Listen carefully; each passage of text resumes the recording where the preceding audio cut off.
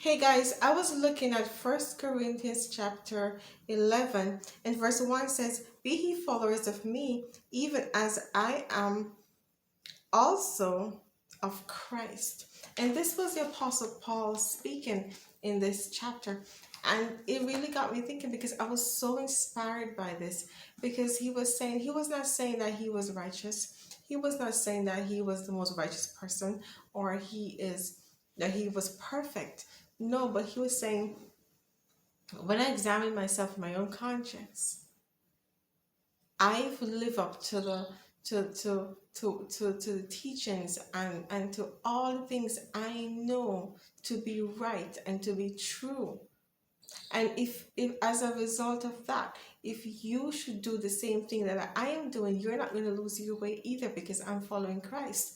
And you know, even though the Apostle Paul is one of the major writers in the Bible in the New Testament, and we say, well, because he's in the Bible, he's a Bible writer, so he should be able to say something like this, but absolutely not.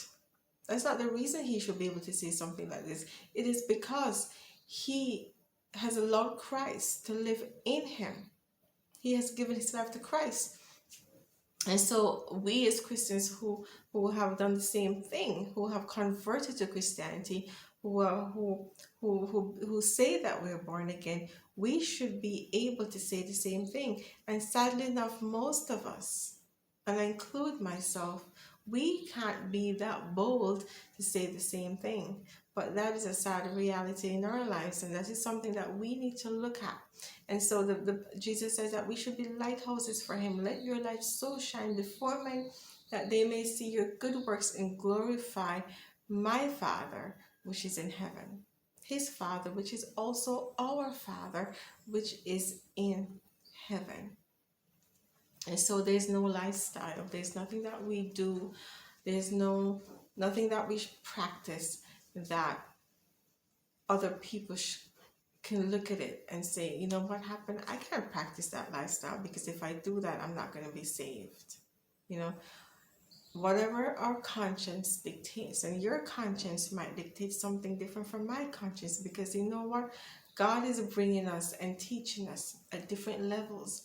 But whatever your conscience dictates to you, whatever my conscience dictates to me, I have a God-given responsibility to live up to that conscience, to follow my conscience, to make sure that I don't do otherwise, something otherwise that my conscience is saying, no, don't do that. Because in the day of judgment, that's what we're going to be judged on. What we know is right and what we know is wrong. And so let us be bold for Christ. Let us be bold in our ministry for him. Let us live a life that if others say, you know what, if I live that life too, I'm not going to lose my soul. And we don't have to walk around and we don't have to say, well, do whatever I do. We don't have to say that. But we should live a life that even if someone should be looking on, we're not going to be disappointing Christ. So until next time, take care.